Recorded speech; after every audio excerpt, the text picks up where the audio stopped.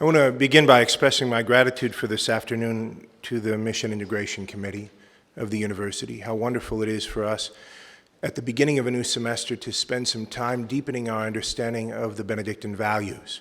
And the Benedictine value of moderation indeed is one which is worthy of us spending some time on. So, Dr. Cleveland, thank you very much for your helpful and enlightening presentation and for the way that you guided us also in conversation with each other, growing and deepening our own understanding and integration of the Benedictine value of moderation and the desire that all of us have deep within to live the virtuous life and to be a witness of that to our students.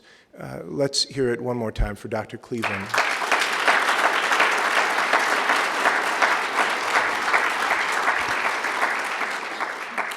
In the spirit of this morning's presentation, I wanted to call Dr. Cleveland on a microaggression which he committed against me, which I'll need to recover from in the course of the day. He reminded me by quoting from the 64th chapter of the Rule of Benedict, the passage in the rule which haunts me most in my work of leadership at the university. St. Benedict says that the leader of the community should arrange everything, should arrange all things so that the strong have something to strive for and the weak do not lose heart.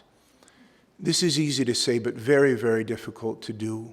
How is it that the patterns of life and the rhythms of a community, the expectations of a community can be so ordered that the strong continually feel challenged and lifted to a higher level of excellence, and so that those who are still growing don't lose heart and fall back in dismay. This is very difficult and something which one person I don't think is capable of doing all alone. That's why all of us need to strive together to create that kind of community, which is why I so appreciate as well the final question which we were asked to reflect upon together, how we ourselves can work together to form a community in which moderation truly flourishes here. Moderation in the true sense, not, as Dr. Cleveland said, mediocrity. The kind of moderation, the kind of virtue which our students deserve from us and which they expect us to model in our lives, both our personal lives and our professional lives, which are meant to be integrated with each other. Now, I just want to say a word as a kind of introduction to the next segment about the Benedictine values themselves.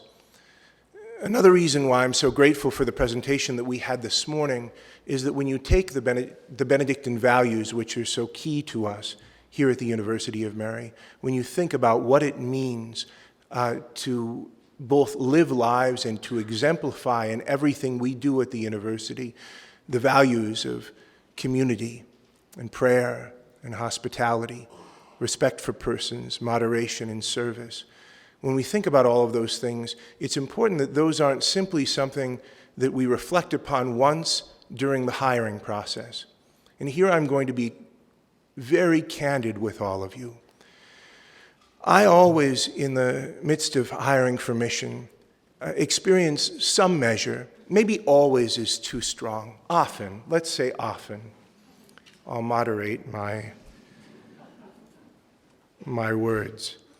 I often feel some measure of disappointment in the course of hiring for mission. As you know, we ask three broad questions that candidates for a position at the University of Mary are asked to respond to, both in writing first and then verbally in conversations with the hiring committee, with hiring managers, and finally with me.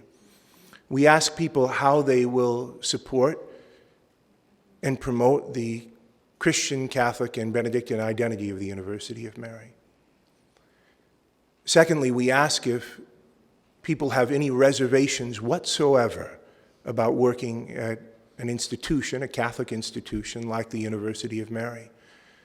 And finally, we ask people to select a couple of the Benedictine values and respond to them. Why do they feel attracted to, and what can they say about a couple of the Benedictine values? The disappointment for me inevitably comes in that last section, because what happens is that there's a tremendous temptation for people to collapse. Maybe they're tired after answering the first two questions. It's maybe true. To collapse into the world of cliché and platitude. It's so easy to talk about the Benedictine values in a simply universal fashion in which there's no real grip to them, but rather they're kind of warm, fuzzy human values that all of us can share no matter what we believe. The point of the matter, of course, is that the Benedictine values themselves do have a universal character, meaning that they are meant to be something that can be shared in common, and people of different convictions can live out in various ways. But here at the University of Mary, we understand them as being deeply rooted. In other words, I like Dr. Hickman's intervention this morning, his question to our presenter regarding whether we simply are called to capitulate to certain trends in culture, or whether we're called, as an institution of higher learning, to create a culture for our students. I think you know which we would favor, officially speaking. Father Benedict Fisher once said in a homily that one of the other unofficial mottos of the Benedictines could be, "We civilize." I like that. Prayer and work, that's one unofficial motto. Another could be, "We civilize." This civilizational instinct is something which is not simply something that we pull out of thin air or that we receive in platitudes and cliches from the culture around us or television programs that we watch.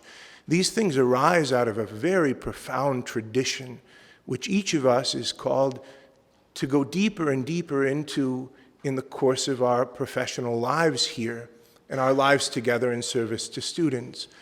And so we should never allow the Benedictine values to become like cut flowers, which we cut, depriving them of their source of nourishment, of their deep rootedness, of the tradition from which they come, and then they're beautiful, but they fade.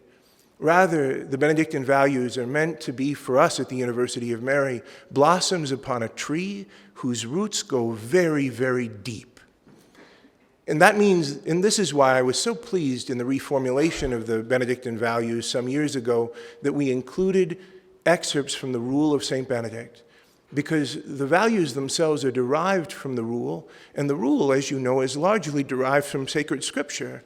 And so what we mean by moderation, what we mean by hospitality and community, are not simply what the world means. We might get there, but it's first of all what the Lord means in his teaching to us in the gospel. It's what St. Benedict meant in organizing a rule of life for monastics by which they are meant to live.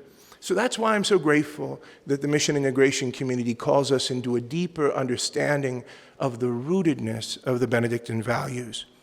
I say all of this as an introduction to Sister Thomas's presentation this afternoon, which is on servant leadership. I had a very beautiful experience this summer with our year-round campus students. We have the opportunity in the course of year-round campus to bring in some pretty heavy-hitting speakers, and that's our aspiration for those students who are here for the summer, that they are able to meet some pretty incredible people. At a certain point, I think in June, one of the past presidents of Procter & Gamble was here to talk to the year-round campus students. And the students and I shared a quiet moment of hilarity and triumph. Because at a certain point in the presentation of this past president of Procter & Gamble, he looked at the students with great earnestness, ready to unveil one of the deepest things that he was going to reveal to them. And he said, "Do you know what? I want to share something with you that I've learned in the course of my life. There's something called servant leadership. And I want to tell you all about it." Well, I looked out of the corner of my eyes, of course, and the students could barely contain themselves, because servant leadership is written into every darn syllabus here at the University of Mary, and it's deeply part of our culture. However, everybody, and this is why I'm so grateful that Sister Thomas is speaking to us this afternoon, servant leadership is one of those things, just like the Benedictine values, which, if we allow it, can collapse into cliché and platitude. where we're really not meaning what we say, and we're not really going to the roots of things. And instead, we're allowing the culture around to influence the way that we think about and the way that we talk about something, which is actually meant to do the opposite, which is meant to bring about a revolution of love. And so that's why it's important for us from time to time to return to the sources. And certainly the source of a culture of servant leadership at the University of Mary is Sister Thomas herself, who in the course of 31 years did not simply teach us about servant leadership, but modeled it. Remember how Pope St. Paul VI said that we've come to a point in our culture when people are no longer willing to listen to teachers. Oh, wow. When you're at a university and you hear something like that, you want to begin to despair. And then he said this, and he said, people are not looking for teachers, they're looking for witnesses. And if they're willing to listen to teachers, it's because those teachers are also witnesses. Is there anybody here who doesn't acknowledge full-heartedly that Sister Thomas herself isn't simply an educator, but she's a witness of everything that servant leadership is meant to mean for us and for our students? Returning then to the 64th chapter of the Rule of St. Benedict, the leader of the community, Benedict says, should have wisdom in teaching and goodness of life. Wisdom in teaching and goodness of life. And Sister Thomas certainly has displayed that in the course of her life here as a member of Annunciation Monastery and in her leadership as president of the University of Mary for 31 years. And finally, in her long service and witness to all of us as our President Emerita, in which she holds a very beloved place in the heart of our community. Dr. Cleveland earlier mentioned leisure. You know, the goddesses, the Greek goddesses of leisure were the muses. And the muses were meant, the goddesses of the liberal arts. They were meant to be those spirits that refresh the human soul, that cause us to stand up straight again. Every now and then, friends, we need a refresher. And so at this time, to refresh us, to get it flowing in the bloodstream yet more deeply, to refresh us in the meaning, the purpose, the beauty, and the effect of servant leadership, I give you our President Emerita, Sister Thomas Welder.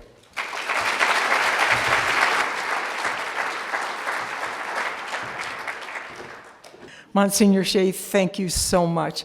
Whenever Monsignor just really goes overboard, I think my mom's voice comes back to me, and a theater voice that Arnold Gust and I could often hear her say to her friends after an introduction, yes, but she can't cook and she doesn't play bridge. It is a privilege to be with you today, and as I look out at you, I'm reminded of Sister Wanda's saying. She'd often say to me, remember, Thomas, there are 3 stages in life: youth, middle age, and you look so good. I'm definitely that 5th generation that Dr. Tvingy did not mention this morning, and I did pull her aside and I said, there were 5 generations, and she said, yes, but your generation was always kind of quiet. Today's topic is one that has been on my radar screen for some time. I did look back in my files, and I actually found a presentation that I had given in a classroom in 1995, and that was 25 years ago, and I'm thinking, whoa. So I looked back, what happened in 1995 that would have brought me to start thinking about servant leadership? And here's what I found. Bill Clinton was still first-term president. Mobile phones were still these analog devices. There was no such thing as social media. Taylor Swift was in kindergarten and Monsignor Shea was 19. The former president of Princeton, William Bowen, has written a book about the digital age, and in it he tells a story about the founder and the CEO of Amazon. So we know the name Jeff Bezos. But this is a story about Bezos when he was just a little boy. And he managed to figure out, as a preschooler, how much time, at 2 minutes per puff, his grandmother was shortening her life by smoking. And then he went on to tell her, and of course, Grandma burst into tears. But his grandfather made it a teachable moment, and he said to his little grandson, "One day you'll understand that it's harder to be kind than it is to be clever." And I think there's something in there that's worth thinking about. I think what he was saying was that we have natural gifts. We all have natural gifts, but sometimes they may be a bit overrated because what really matters are our values and what we do with those natural gifts. So with that, gifts are easy, choices can be hard. Let's go on and think a little bit about what it is to be servant leader. Everyone in this room has remarkable God-given gifts, and these gifts are expressed in your willingness to be here at Mary, in your willingness to serve. Leadership is a choice, and because of who we are and what we value here at the University of Mary, relationships, respect for each other, hospitality, moderation, we do stand in sharp contrast to our culture, where leadership is often driven by power, by greed, and self-promotion. It's really two different views of the world. Do I place my trust in God or in material possessions? Am I other-centered or am I self-centered? Am I responsive to human need or am I obsessed by my professional career? Anaïs Nin, the French-American author, says that we don't see things as they are. We see them as we are. In our presentation today, I'd like to just touch on 4 major topics. First, talking about vocation, about call, and particularly the vocational attitude toward our work. And then servant leadership, and I do have reliance on Robert Greenleaf, so I'll introduce you to him. Then some of the values and the skills of the servant leader, and finally what we refer to as the essential work of the servant leader. Earning credibility, articulating vision, and inspiring service. Through the grace of baptism, each of us receives the universal calling to holiness. We become members of Christ's mystical body, and we strive to become more and more faithful in following Christ. Father Ron Rolheiser tells about St. John of the Cross, who was a 16th century in Spain. If you went to him with your worries or your troubles, or if you were seeking some spiritual counseling, he would typically begin by asking you 3 questions. What are you good at? What have you been blessed with? And where in your life and work does God's goodness and beauty most shine through? Very much what Dr. Cleveland was sharing with us. Where is God's glory manifested through your giftedness? Your answers to those 3 questions can reveal what particular service God is calling you to. So we have the universal call to holiness, and then the particular calling that recognizes our giftedness, those gifts from God. So when we wake up to God's initiative in our lives, we discover amazing opportunities to claim those gifts, to share them, to know that in this place and in this time, you are making a difference. When you can say, I am called to this place, this is my vocation, you become more engaged in your work. You're more motivated by mission. Values like community, respect, hospitality, they urge you to live more collaboratively, to relate with your students and your colleagues with an attitude of service. Monsignor this morning mentioned this beautiful observation of vocation from Frederick Buechner, Presbyterian pastor and author. He says, the place God calls you to is the place where your deep gladness and the world's deep hunger meet. It's that crossroads where your passion, your giftedness, suddenly meets the needs of your community, the needs of the world. The founding story of the University of Mary is a love story between Benedictines from Minnesota and the people of the prairie. The sisters who heard God's call and volunteered to come from Minnesota to North Dakota. These sisters, when they received approval as an independent monastery, made a dramatic change in their ministry of education. They expanded that ministry. Our sisters had been teaching in elementary school, in secondary school, and suddenly there was this call to expand to higher education. And they determined that they could best serve the religious, the intellectual, and the cultural needs of the people in this region by starting a college. And their dream was to be that place where students were encouraged to seek the truth, to see themselves as whole and unique individuals before God, and to become leaders in the service of truth. It is on days like this that we recognize each of you in your call to this place. You are founding the University of Mary even as we celebrate 60 years.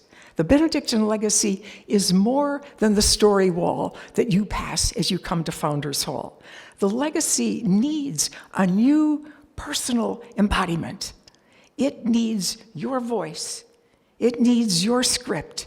And it needs your commitment to steward the spirit of the Benedictine legacy. So, calling. You are called to this place. And we know calling can happen in different ways for each of us and at different times. It can be the encouragement of a friend to look at something new. It can be an unexpected loss. Or it can be a magnetic pull from within that is so persistent that we finally give in and we listen. But God's call always demands a response, and ultimately, we need to choose. And that's not always easy. Surprisingly, the hardest choices can end up mattering the most for the health and well-being of others, and ultimately for our own well-being. And so, by way of a summary of this idea of a vocational attitude toward our work, I go to Kathleen Cahalan from St. John's. She's been on our campus, I think, a number of times. She says, calling, then, is something we do. It's someone we are, and it's someone we become. When the early advocate of servant leadership, Robert Greenleaf, coined the phrase in his 1970 essay, "The Servant as Leader," he reflected on what motivated him. How did he come up with this idea? And here's what he said. He said, when I started to write on the servant leader theme, I was trying to communicate a basis for hope. Not just for students, but to everybody, teachers, trustees, churches, administrators. Particularly, I wanted to persuade teachers to find ways to serve students as I was served by my old professor, who suggested that I take on the career task of becoming a leaven in a ponderous bureaucracy. And that is so amazing to me, because Greenleaf served in management and training in AT&T for 40 years. And it was upon his retirement that he began thinking of that pyramid model of leadership that we all know, which truly is a ponderous bureaucracy. So in his retirement, he starts thinking about that industrial concept with the CEO or the president on top, in control, a layered hierarchy, and if there was room maybe for the customer or the student, the patient, client, whoever it is that we're serving, at the bottom of the pyramid. It's the kind of model where it's easy to treat people as things. It's a closed structure. It's a breeding ground for distrust because communication is one way, top down, and information is often withheld. So Greenleaf could see that this model of leadership would no longer meet the complex human needs of our society. Not too long ago, I read about some young MBA graduates from Harvard, and here's what they were saying. They said, leaders can't just say, let's do this, because it optimizes efficiency. He said, there's got to be a larger vision of our future. There's got to be a larger vision for us. What is that larger vision for ourselves, for those we serve, for those we love, for our future? We become more generous and less petty when we remember and reflect on who we are. That we are created in God's image and likeness, and that we are created to let God work through us. So to seek the best for those we serve, whatever our role, to seek the best for those we serve. It's our response to God's astonishing love for us, a love expressed in the free gift of his beloved Son, Jesus Christ. Robert Greenleaf then came to the conclusion that the great leader is seen as servant first, and that simple fact is the key to his greatness, or her greatness. And Jesus often in the gospel says, whoever wishes to be great among you shall be your servant. So here was Greenleaf's basic hypothesis. He said the servant leader is servant first. And it begins with the natural feeling that one wants to serve first. And I think that's a very optimistic view of human nature, that we lean towards service. But then he says we have to make a conscious choice, and that brings one to aspire to lead. The difference manifests itself in the care taken by the servant first to make sure that other people's highest priority needs are being served. It's not the leader driven by power, by material goods. It's the leader who is called to put others' needs ahead of their own. So Greenleaf's biggest worry wasn't people who were evil or apathetic or caught up in the system. He said his greatest worry was people who couldn't or wouldn't make the hard choice to be seen as a leader who serves. Why is that so hard? Well, it's a decision that doesn't fit in a culture that promotes individualism, independence, and self-sufficiency. In Greenleaf's words, the enemy is strong natural servants who have the potential to lead, but do not lead, or they may even choose to follow the non-servant. So service is not the default mode of leadership. At the University of Mary, with a pervasive attitude of service toward our work, we reclaim and sustain the sisters' dream of preparing our students to become leaders in the service of truth. Furthermore, we believe that every person, student, staff, faculty, has the capacity to become a leader, to model leadership. We don't accept the old myth, you've all heard that, you've got to be born a leader to lead, right? I mean, that's kind of out there. It's not a matter of our gene pool, of your gene pool. Although I will say that the long-time researchers on leadership, Kouzes and Posner, and I'll talk about them a little later, they used to say, we've never met a leader who wasn't born. Greenleaf often said, what matters is what we do in our little corner of the world and why we are doing it. And then I introduce you may not know this name, Wilma Mankiller. She was the first woman elected chief of the Cherokee Nation. She once made this observation: all over the country and in every culture, everybody is bemoaning the fact that we don't have visionary leadership. Everybody says there's a vacuum of leadership. I contend that no prophet is going to come along and save America. Visionary leadership is going to come along in little tiny places all over the nation. And everyone is responsible for providing it. Way back in 2007, I was talking about servant leadership to a group of freshmen. And when the class was over, the students were very polite, and they walked by the lectern and they say thank you and so on. But Rachel walked by and she stopped and she said, sister, what you just talked about really is an oxymoron. I mean, you can't take the idea of servant and leader and bring it together. I mean, she said, it doesn't make sense, and she walked out. Well, it happened to be that she was a communications major, so about a month or so ago, she had an opinion column in the school paper. And I quote what Rachel said. She said, when the concept of servant leadership was introduced to me, it seemed like an oxymoron. People who serve others tend to go unnoticed, while the leader is always in the spotlight. The term just didn't make sense to me. Rachel was right. It is a paradoxical idea.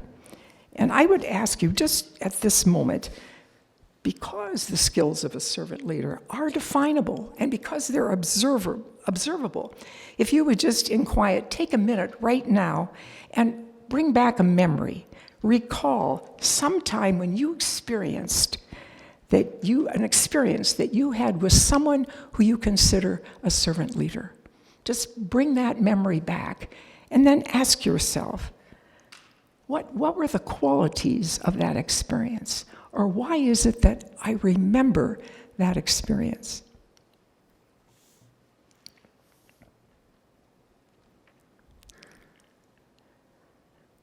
Kouzes and Posner, now those are the researchers that I mentioned earlier, they say that the mastery of the art of leadership comes with the mastery of self. Ultimately, leadership development is self-development. Ultimately, leadership development is dying to oneself, as Christ modeled for us. It has nothing to do with title, with rank, position, but it's about making life better for others. I can tell you that Rachel became a servant leader, and as she reported, it was not because of a convocation or a lecture, but because of the servant leaders she saw in action. She saw in the residence hall, in the classroom, in the athletic field. She saw leaders serving wherever she looked. You cannot really do something until you've seen someone else do it. You do not know what love is until you've experienced it, or until you've observed how a loving person loves. We hold great power for one another, for good or for ill, by the way we live. In the rule, St. Benedict makes clear, as Monsignor mentioned, that the leader, the abbess or the abbot, should point out to the monastics all that is good and holy. So share their wisdom, point out all that is good and holy, but more by example than by words. And Benedict goes on to say, if they teach the community that something is not to be done, and then neither must they do it, lest after preaching to others, they themselves be found reprobate.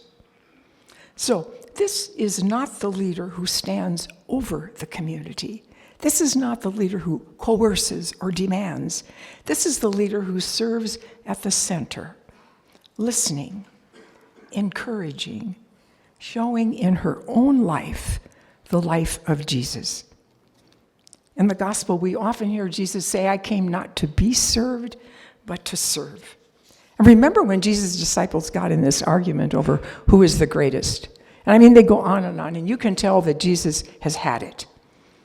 So he says, the greatest among you must become the least, and the leader like one who serves. I am among you as one who serves. The leader must learn to see things whole, to see that which is beyond themselves, to see that we are dependent upon each other.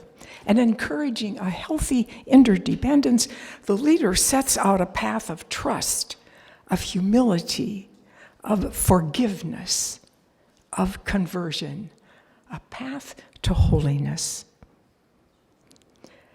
So we'll think a bit about values and skills of the servant leader. I must tell you that Greenleaf has a wonderful, beautiful list, actually, of the observable skills of a servant leader. And it includes some skills and values like this: empathy, self-awareness, conceptualization, stewardship. But for our conversation today, I'm bringing forward just 3: listening, persuasive influence, and building community.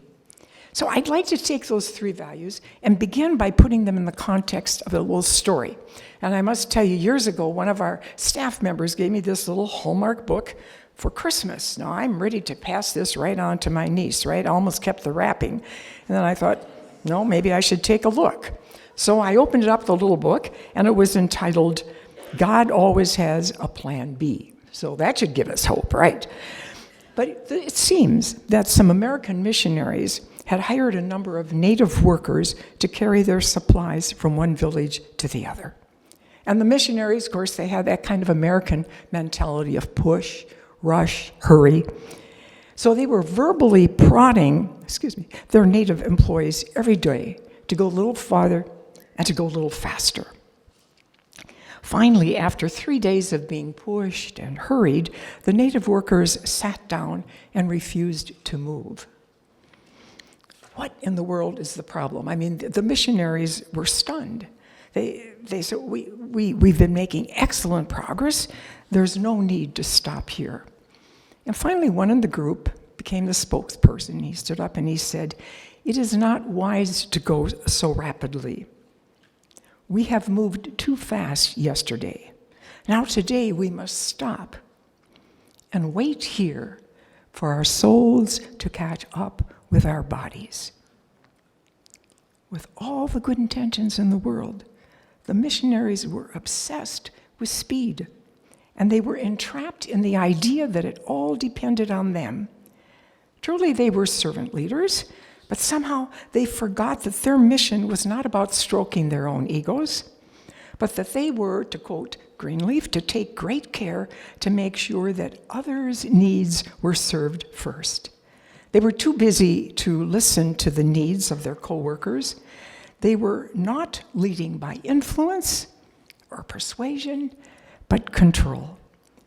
They were not building community, but they were managing results.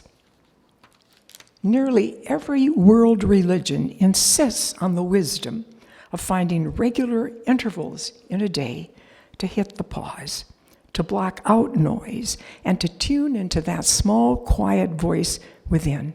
Just recently, I got a newsletter from one of our Benedictine schools, and the sister who puts out the newsletter had this wonderful little quote. I had a Benedictine professor during my graduate studies who said, "It is only in the stillness and silence that you will hear God. Seek the silence." We as servant leaders are always striving toward holiness, toward integrating heart, mind, body, and spirit. Faith and work cannot be separated. Who wants to live the divided life? Who wants to be one person at home, one person at church, and maybe another person in your workplace? Carving out time in our busy lives for reading, for reflecting, for praying, helps us become more mindful of what really matters. And it expands our capacity to listen in a way that helps others find their wholeness. We must stop and wait here for our souls to catch up with our bodies.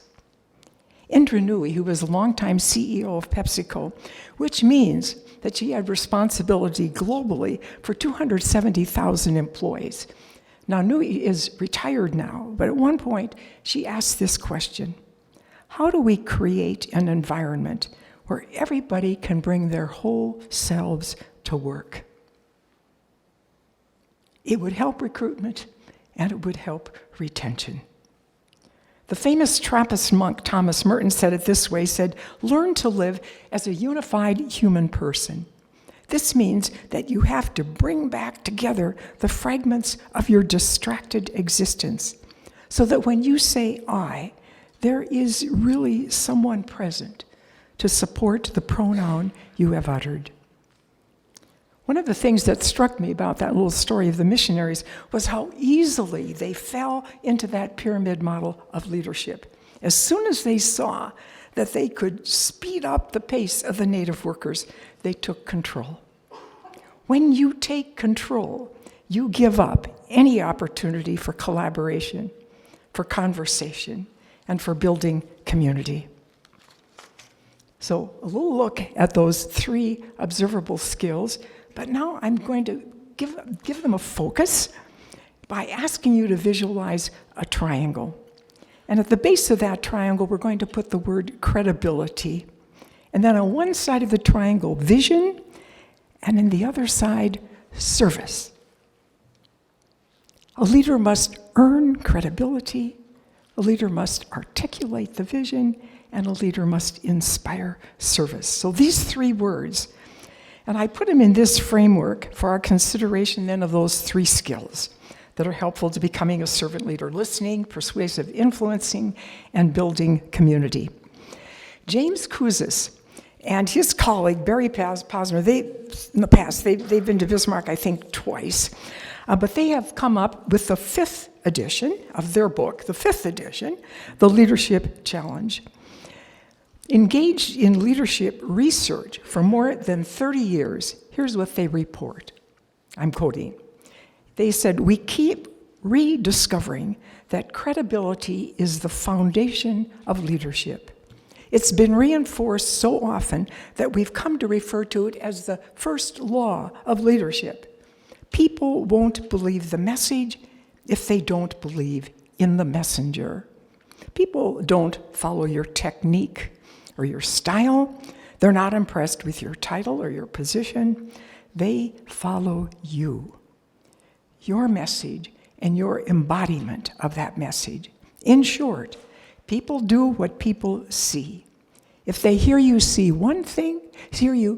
one thing, and see you do another, you have lost all credibility in their eyes." So what makes a leader credible? Kouzes and Posner have this, I think any number of us have done it here in Bismarck a couple times. They have a sheet in which they list 20 characteristics of the leader. And they have given that survey to literally thousands of people around the world.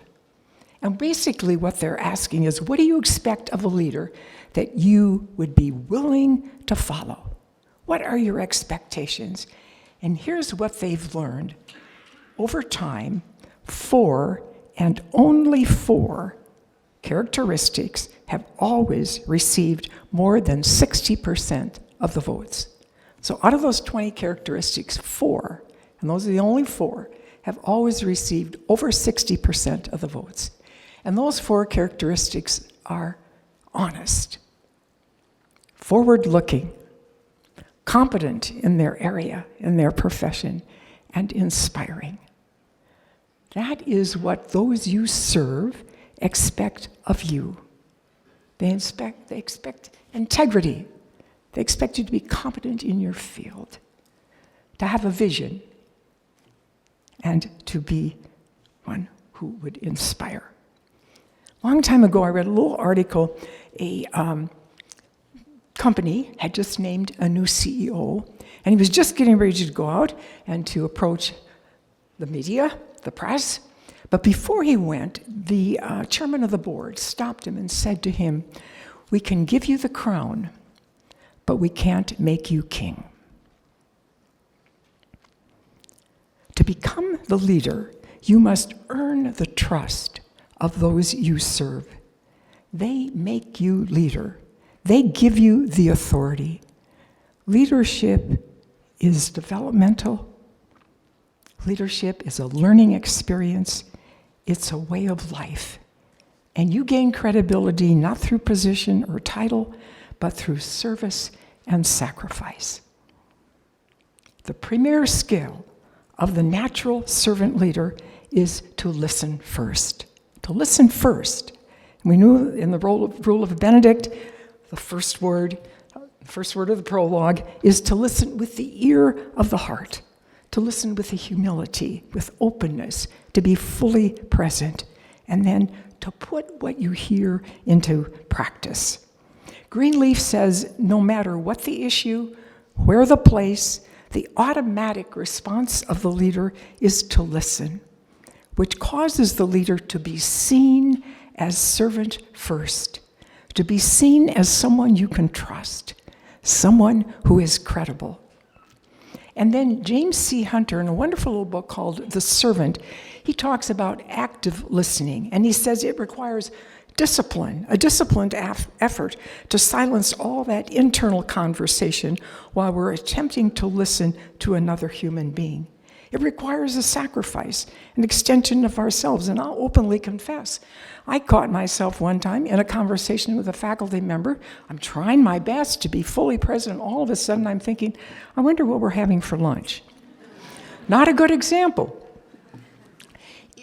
Listening requires our time, and I think it's Bonhoeffer has called that an irrevocable gift. We'll never get it back. It's the kind of gift that can make a tremendous difference to the one to whom you are listening. So the gift of time. We always say, I don't have enough time, but to gift the other with your time and then your presence, to be fully present.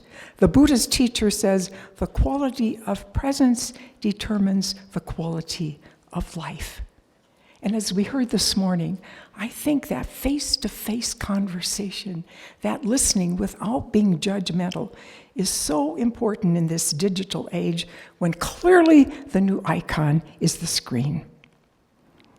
Simply stated, when we can communicate, when we can encounter and be in conversation with each other, it creates relationships if it is built upon the bedrock of listening, trust, and respect.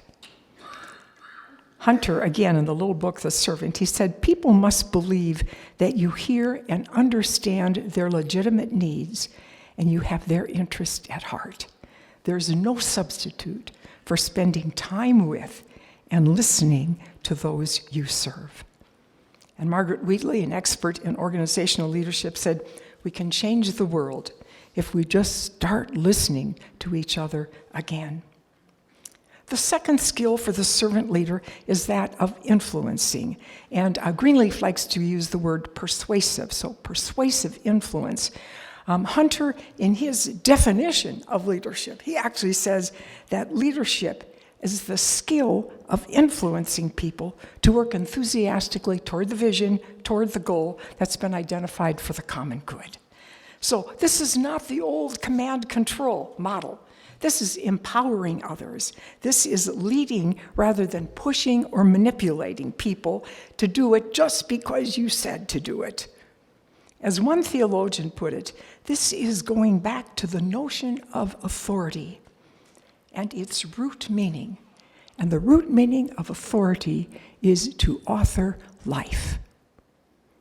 To author life. What would that new model of leadership look like? If we were to push away, to flatten the pyramid, what would that new model look like?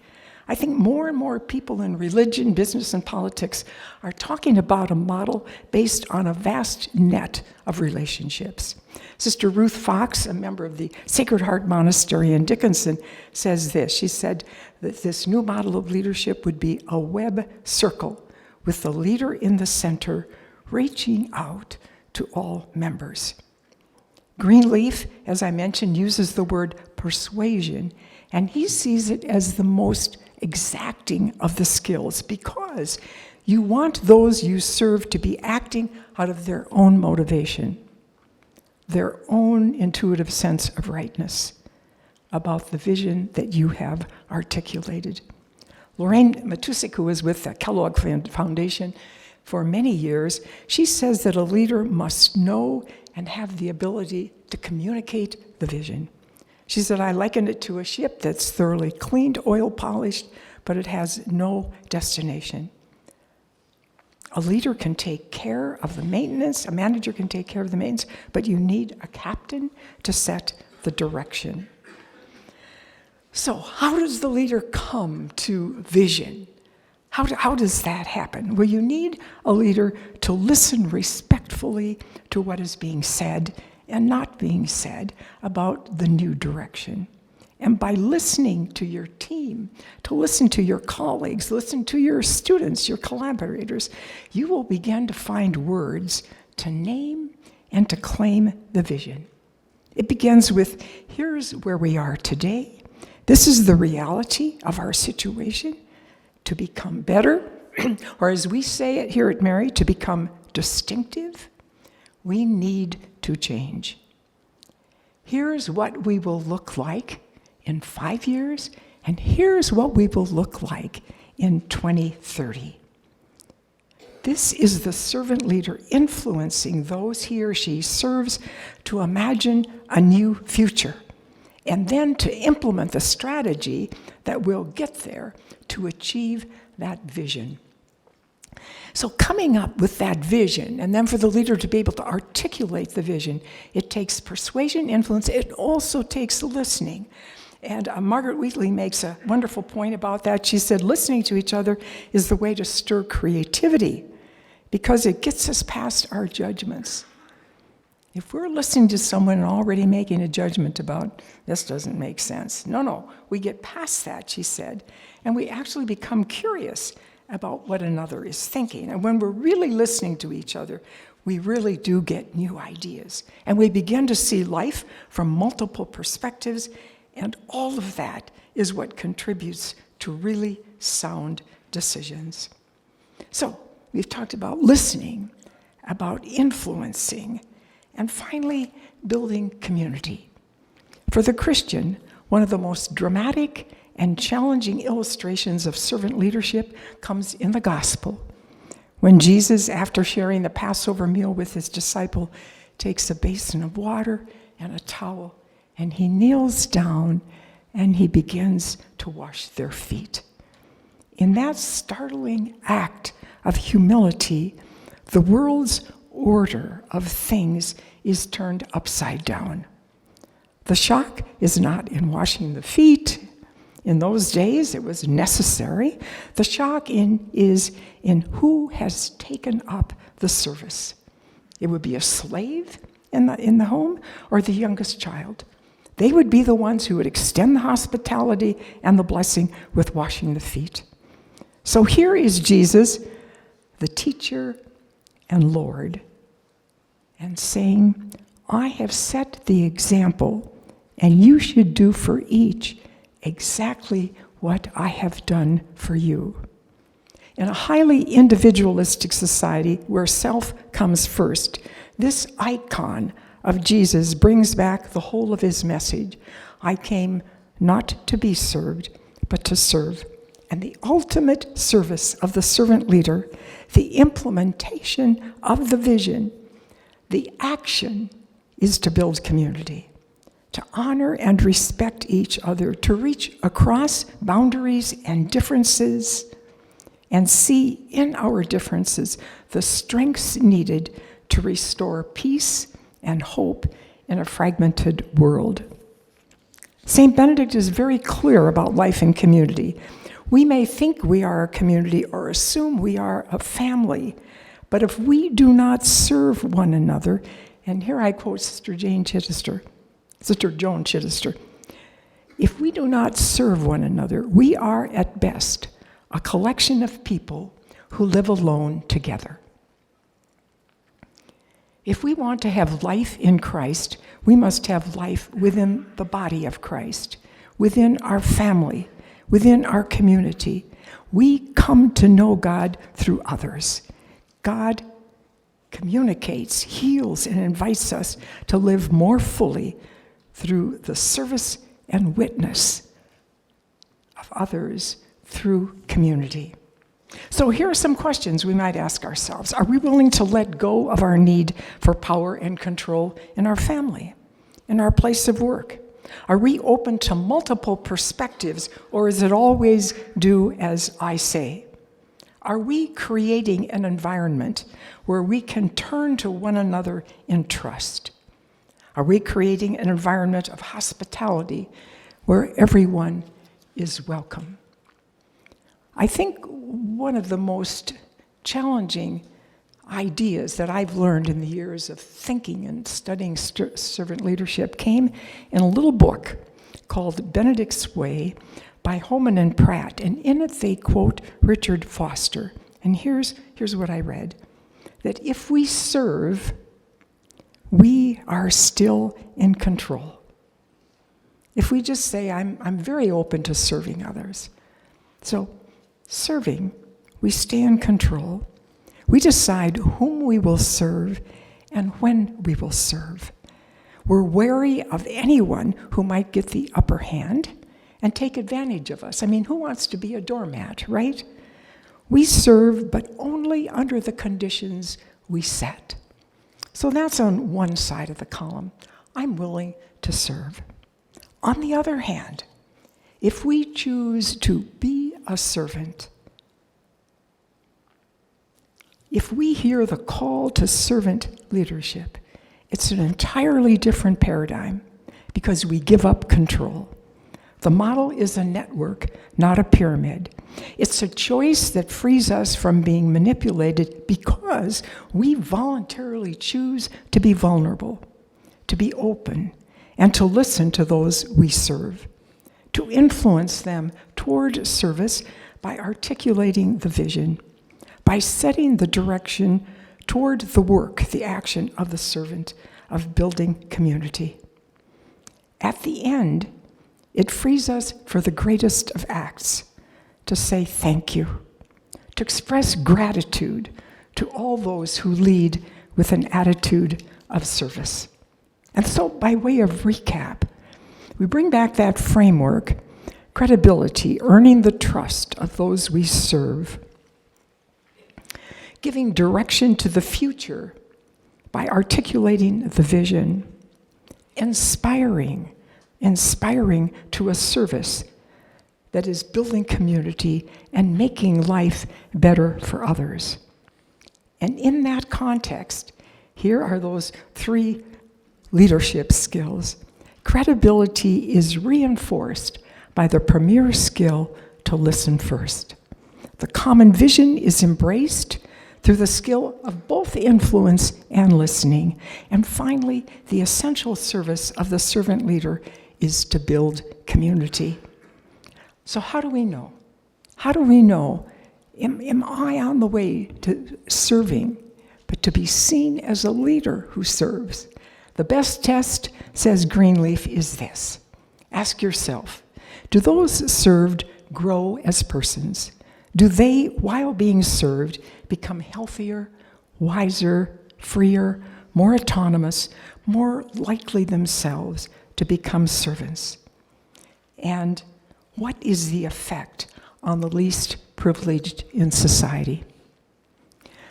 There's a Vietnamese saying that goes something like this. In hell, every person has chopsticks, and they are 3 feet long, and they cannot reach their mouths. In heaven, every person has chopsticks, and they are 3 feet long, and they feed each other. It seems to me that we have a choice, and that would be to serve each other in community.